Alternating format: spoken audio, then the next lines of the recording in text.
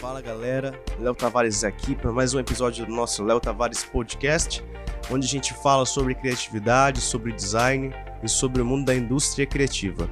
E hoje nós vamos falar sobre uma pergunta que vocês fizeram lá no nosso Instagram. Então, se você não segue a gente, Léo Tavares Design, você pode procurar no Facebook, no Instagram, no Behance.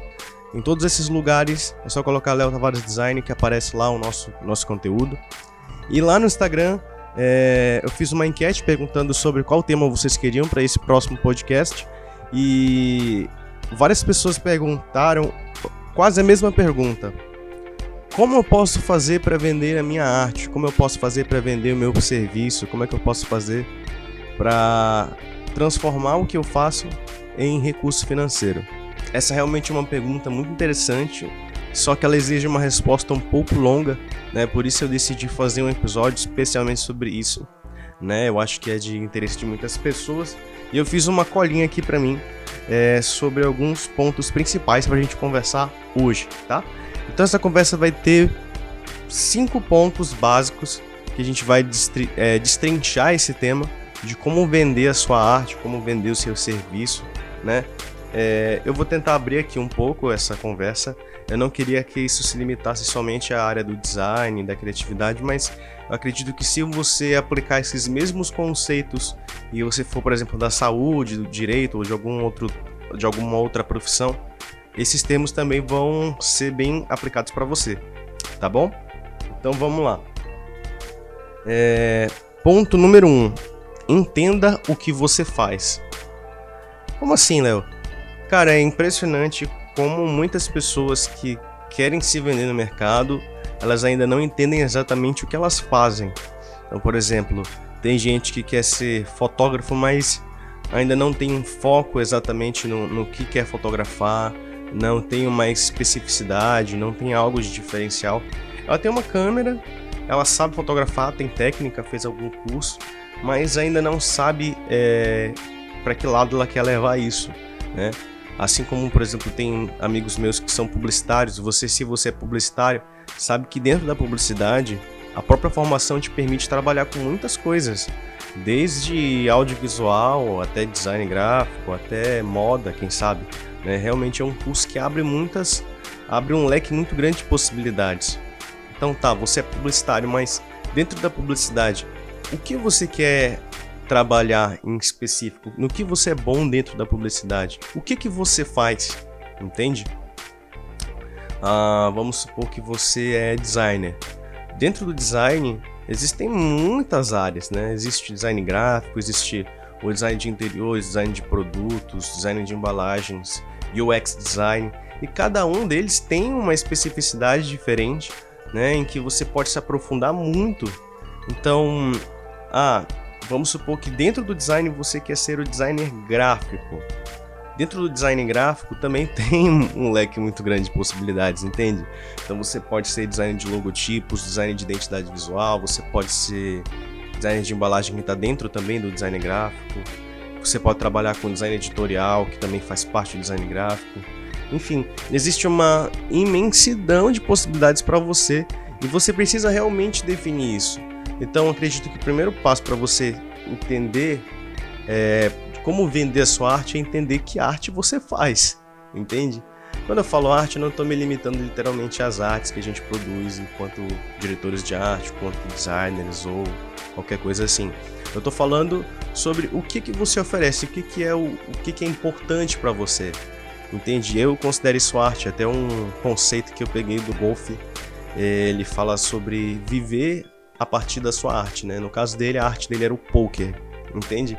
Então, entendam mais ou menos dessa forma. Você precisa entender o que você faz.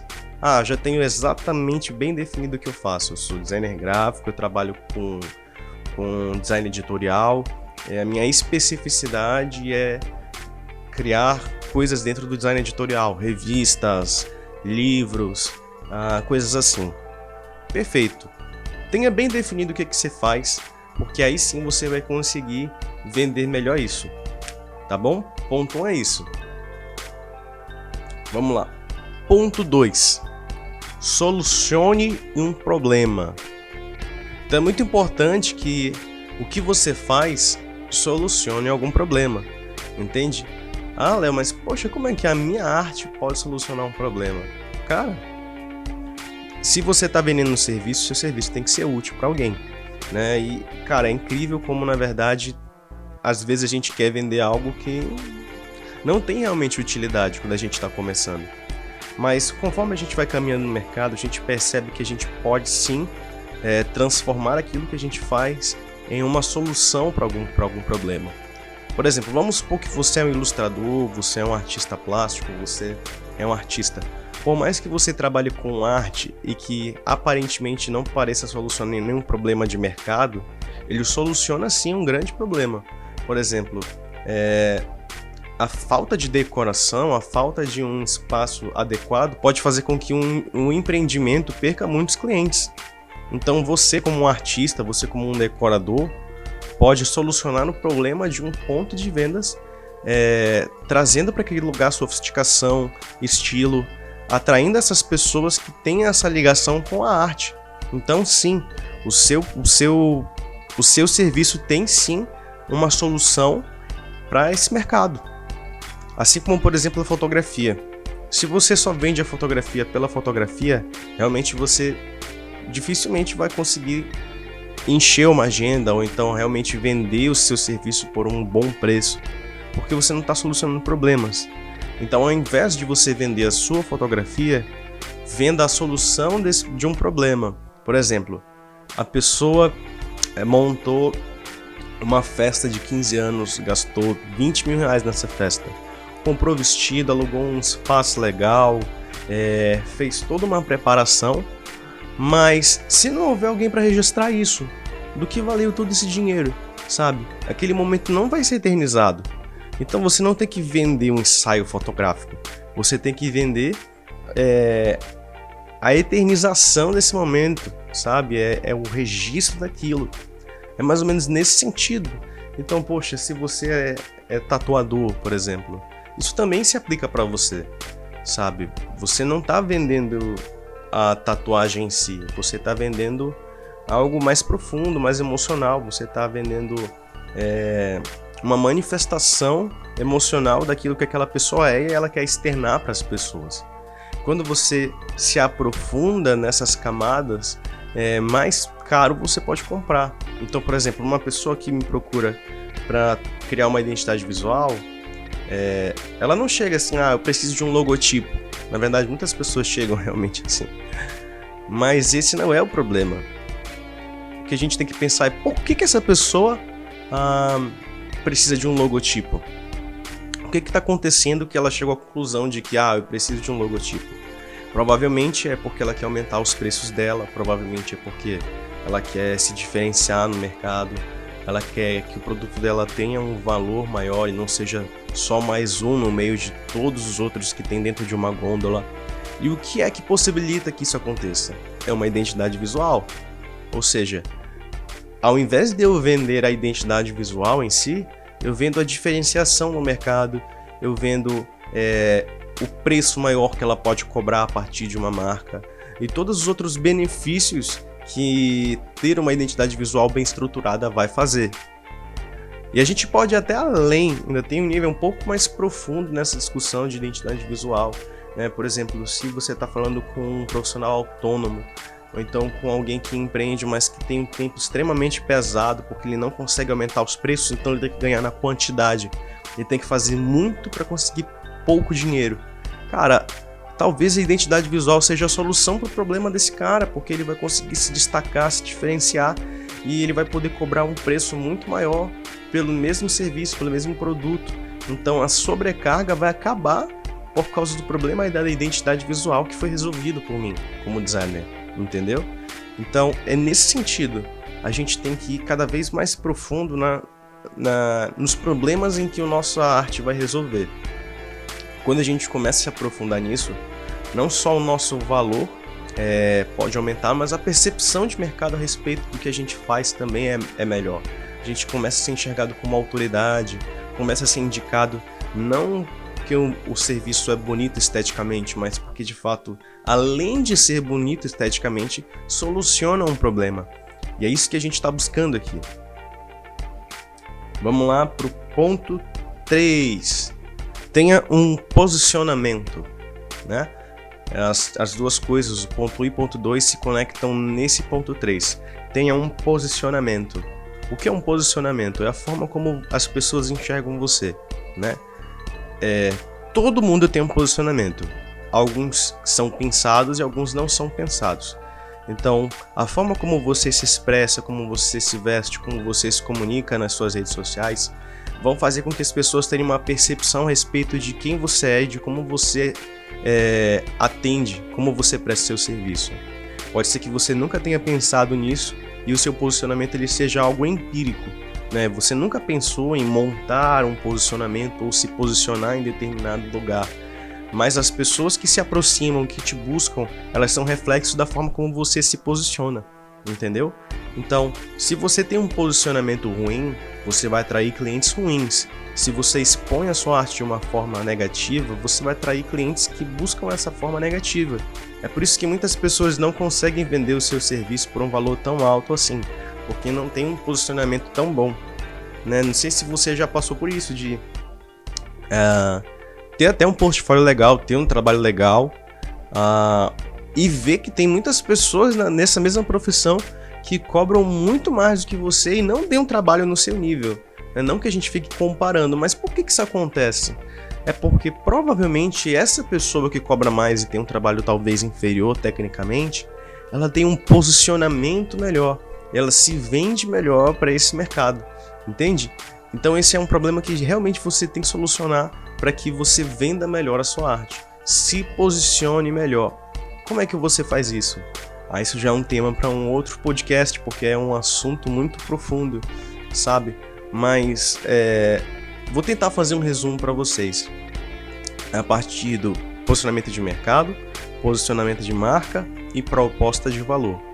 Resumo de tudo entenda quem é o cliente que você vai vender, quem é você e como você vai solucionar esse problema. A junção de tudo isso se chama proposta de valor. É isso que tem que ficar bem claro para o seu cliente.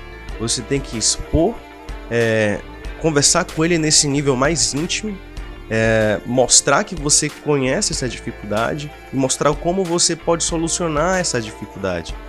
E ir atraindo esse cliente para cada vez mais perto do seu serviço. Como é que você faz isso? Através do funil de vendas. Eu falei sobre isso lá no Instagram, então se você não me segue, dá uma olhada lá nos posts lá embaixo tem já sobre funil de vendas. Eu estou preparando também um material sobre funil de vendas específico para quem trabalha com criação, com criatividade, né? Mas no geral, você pode conversar com o seu cliente a partir de 3 níveis, né? Que são as 3 etapas do funil, ou talvez 4, dependendo da sua estratégia. O primeiro é a atração, é como essa pessoa vai chegar até você. Normalmente é pelo Instagram, ou então um cartão de visitas. Então nesse lugar você não precisa se aprofundar tanto nesse problema em si, mas tem que trazer essa curiosidade para levar ele para um segundo nível, que seria uma experiência com você, sei lá, uma consultoria gratuita, um e-book, alguma coisa que ele pode ver que você de fato consegue solucionar aquele problema, e você faz isso de forma gratuita, dando tipo uma pequena amostra de que de fato você pode fazer isso acontecer. E a partir dessa amostra é que ele já está preparado para de fato consumir, e você pode fazer a sua oferta, entendeu? Claro, isso aqui é muito superficial, o que eu falei, né? A gente deveria se aprofundar mais em cada um desses pontos, e eu espero muito em breve poder fazer um conteúdo sobre isso. Mas o resumo desse ponto 3 tenha um posicionamento, busque entender sobre posicionamento, busque entender o que é um funil de vendas, de como você vai fazer o seu conteúdo pensado para o seu cliente, não porque você acha bonito ou para outras pessoas da sua profissão. Inclusive, esse é um grande erro de não só designers, mas de pessoas que oferecem um serviço. Elas não criam um conteúdo, ou então não vendem isso para os seus clientes finais, elas vendem isso para outros designers, para outros publicitários, para outros tatuadores. Elas querem mostrar uma técnica, só que o cliente que vai chegar ali de paraquedas, ele não está tão interessado em ver se você entende tudo sobre tipografia e proporção áurea. Ele quer entender como é que essas técnicas vão fazer com que ele venda mais. E aí é seu papel explicar isso direitinho lá no seu conteúdo. Sacou? Então pega essa dica, dá uma olhada lá pro seu Instagram, dá uma olhada lá pro lugar onde você se comunica com o seu cliente e veja se o conteúdo que você tem postado tem sido pensado nele ou se tem sido pensado para outros designers, para outros publicitários, para outros fotógrafos, outros ilustradores. Se esse é o caso, talvez seja o momento de repensar nessa configuração. Não que não seja importante fazer isso de se mostrar para outras pessoas da profissão, mas existe um lugar para cada coisa.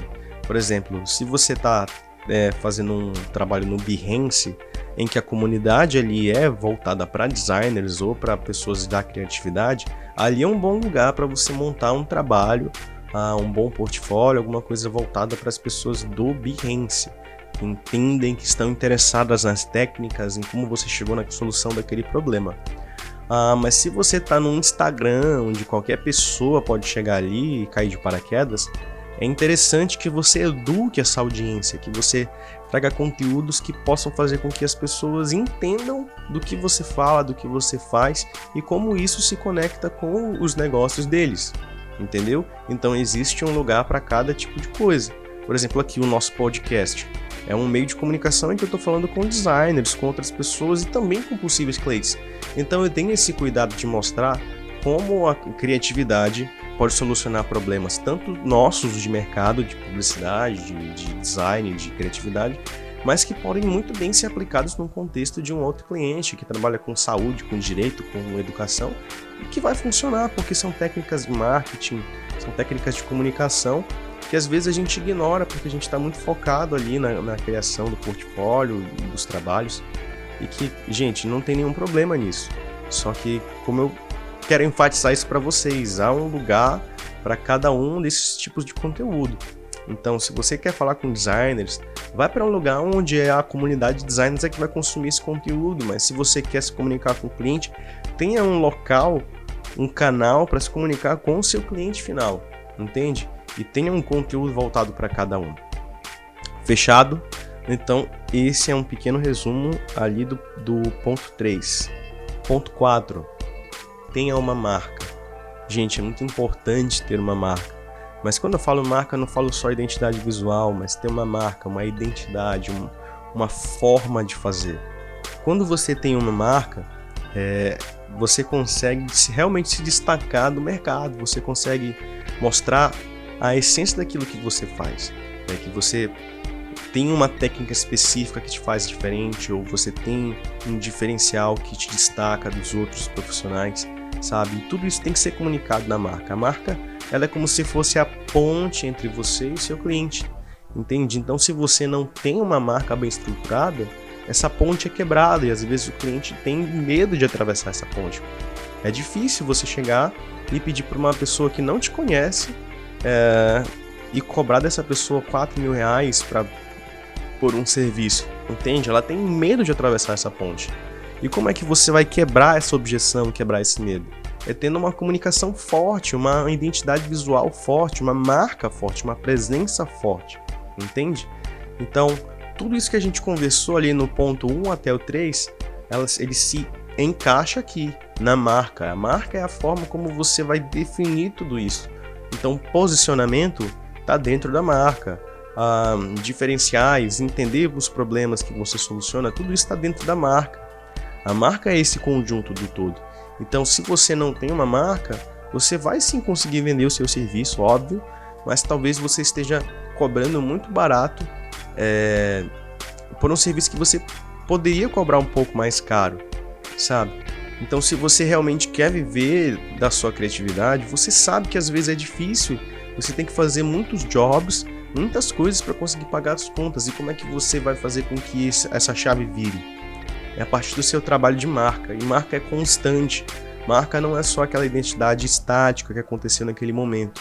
Ela vai se atualizando, ela vai mudando, ela vai recebendo feedbacks, absorvendo o que é bom, vai amadurecendo e vai se renovando. É por isso que as grandes corporações vivem fazendo rebrands de 5 em 5, de 10 em 10 anos. Então aquele trabalho, ele se estabeleceu no mercado, absorver o feedback, entender os clientes, mas os clientes mudam porque nós somos pessoas e atendemos pessoas. Então daqui a 5, 10 anos, talvez você que esteja me ouvindo hoje não seja mais meu cliente, ou então talvez esse conteúdo seja mais interessante para você daqui a 5, 10 anos. É esse feedback que nós estamos tendo que vai fazer com que a minha marca daqui a 5, 10 anos seja reciclada.